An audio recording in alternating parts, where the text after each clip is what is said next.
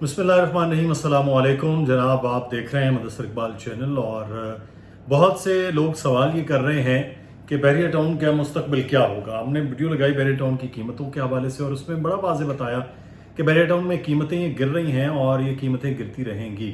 लेकिन एक चीज़ जो अब बताना बड़ा ज़रूरी है वो ये है कि बैरिया टाउन के मुस्तकबिल के हवाले से बैरिया टाउन का मुस्तकबिल वाबस्ता है मलिक रियाज साहब के साथ, और मलिक रियाज साहब का मुस्तकबिल इस वक्त वाबस्ता है 190 मिलियन पाउंड केस के साथ, जो अभी तक हल तलब है और मामलात क्लियर नहीं उनके हो पा रहे।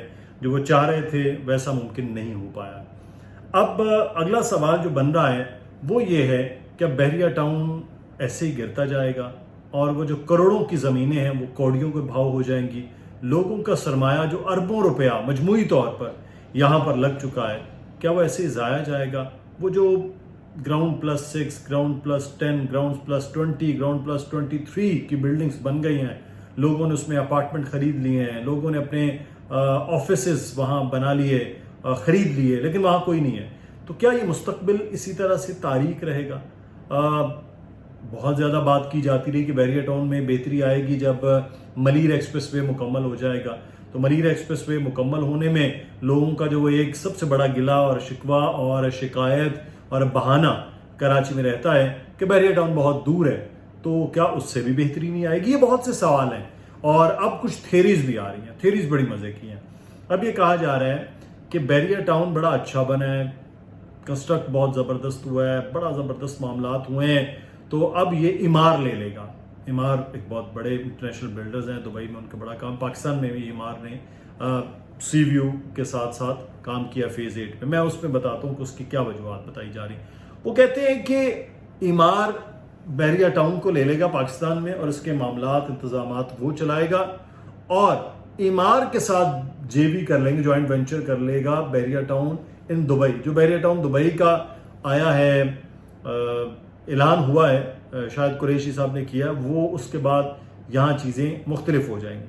अच्छा, ये मैं वैसे दाद देता हूँ ऐसे लोगों को कि जो इस किस्म की थेरी तैयार करते हैं जो मतलब किसी के वहमों गुमान में भी नहीं होती। ये थेरी है पूरी।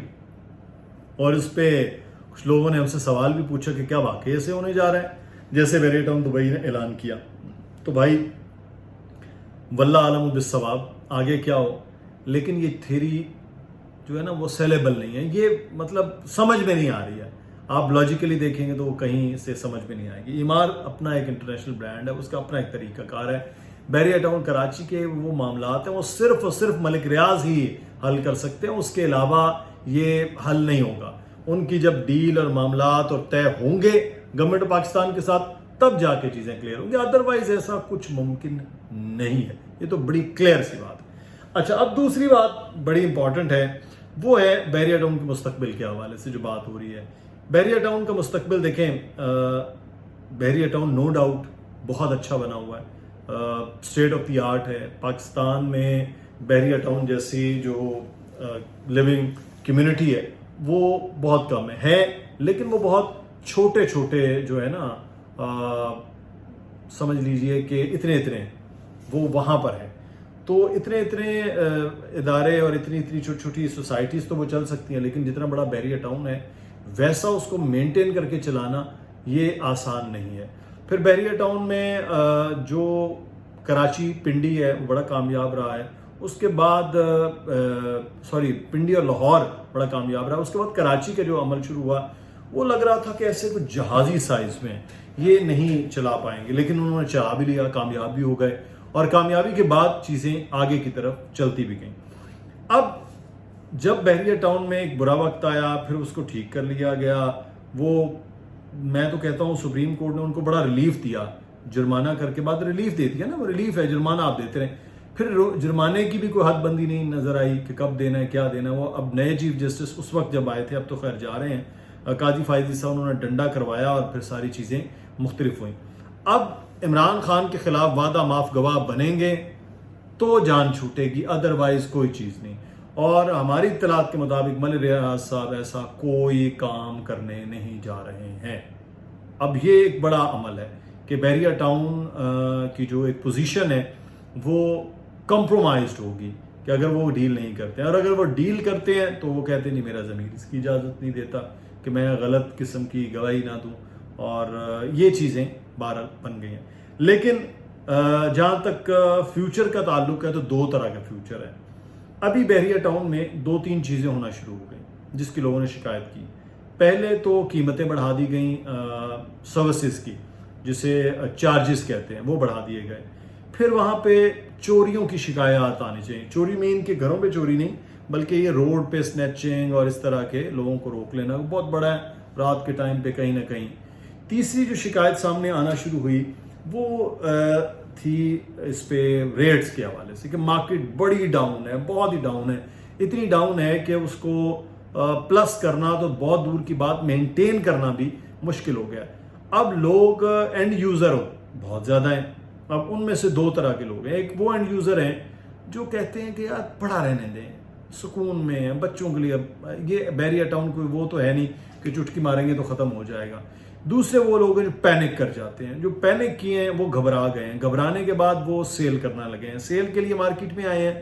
تو حالت یہ ہے کہ 2014 کی جو قسطوں پہ لی ہوئی ریٹ ہے اس سے بھی کئی جگہوں پہ کم پرائز پہ اس وقت پلاٹس مل رہے ہیں۔ تو بحریہ ٹاؤن کا جو ایک رائز تھا 14، 15، 16، 17 اور 18 کے سمجھ لیجئے کہ مئی تک کا، وہ پھر ڈاؤن ہوا۔ ڈاؤن ہونے کے بعد پھر وہ جب کووڈ ہوا اور اس کے بعد وہ پلس ہونا شروع ہوا۔ پھر عمران خان کی گورنمنٹ نے جب کنسٹرکشن اور ریل اسٹیٹ پر توجہ دی تو پھر وہ پلس ایسے ہوا کہ وہ قابو میں نہیں مارکیٹ آئی۔ پھر سٹے بازوں نے بھرپور کھیلا، اوورسیز پاکستانیز ہیں آپ نے بھرپور سرمایہ کاری کی، لوگ دھڑا دھڑ وہاں پر چیزیں لے رہے ہیں، سٹینڈرڈ کیونکہ تھا تو سٹینڈرڈ پہ چیزیں ہو رہی تھی۔ پھر بحریہ ٹاؤن نے اپنے ارد گرد کی جتنی society like D H A ہے یا باقی ہے، ان کے مقابلے میں جو وہاں پر سٹینڈرڈ ہے وہ بہت زیادہ ہائی کیا، بڑا زبردست مینٹین کیا، جس کی وجہ سے چیزیں یہ ہوئیں۔ اب جب عمران خان کی گورنمنٹ گئی آہستہ آہستہ آہستہ آہستہ بحریہ ٹاؤن، ملک ریاض، ان کی چیزوں پر ہوا۔ اب ہماری اطلاعات کے مطابق بحریہ ٹاؤن کراچی میں آج بھی سیل پرچیز ہو رہی ہے، کنسٹرکٹڈ پراپرٹی پہ بہت اچھی سیل پرچیز چل رہی ہے، اور باقی چیزوں میں بہت سلو ہے، قیمتیں بہت ڈاؤن ہیں۔ لیکن اس کی نسبت بحریہ ٹاؤن پنڈی میں انتہائی سست مارکیٹ ہے، مطلب وہاں تو لوگ کہتے ہیں نا کہ ویلے بیٹھے ہیں اور مکھیاں مار رہے ہیں، وہاں یہ کیفیت ہوگی۔ لیکن بحریہ ٹاؤن کراچی میں اس لیے آپ کو بار بار یہ کہتا ہوں کہ اس پہ قدغن کوئی نہیں ہے، مسائل کوئی نہیں ہے ان پر قانونی طور پر۔ مارکیٹ ڈاؤن ہے، یہ ڈاؤن رہے گی جب تک ملک ریاض اپنے معاملات کو کلیئر حل نہیں کر لیتے ہیں، اور وہ حل ایک ہی طرح سے ہوں گے کہ ابھی یہ چیزیں چینج ہوں گی تو پھر معاملات شاید آگے بڑھ پائیں اور وہ ڈیل کر لیں، وہ مان جائیں تو بن جائے۔ کیونکہ بڑے بڑے جو پاکستان میں بڑے مطلب جو طاقتور ترین لوگ ہیں انہوں نے بھی کوششیں کر لیں، لیکن وہ اس چیزوں میں معاملات کو حل نہیں کر پائے ہیں ملک ریاض کے۔ بہرحال لوگوں کا جو سٹیک ہے وہ دو طرح سے ہے، ایک وہ ہے کہ کامیابی ہے، کامرانی ہے، محفوظ ہے کہ جن کا وہ وہاں پر چیز ہے۔ دوسری چیز یہ ہے کہ جو لوگ بزنس پوائنٹ آف ویو سے وہاں پر بیٹھے ہوئے تھے کہ جی سیل کر لیں گے، خرید لیں گے، ان کے لیے مشکلات ہیں، وہ ریٹس اب اوپر آنے والے اتنی جلدی نہیں ہیں۔ یہ جو ڈاؤن ہو رہے تھے وہ آہستہ آہستہ مزید ڈاؤن ہوتے رہیں گے۔ کب یہ آپ بھی بتائیے گا۔ اپنا خیال رکھیے گا۔ اللہ حافظ۔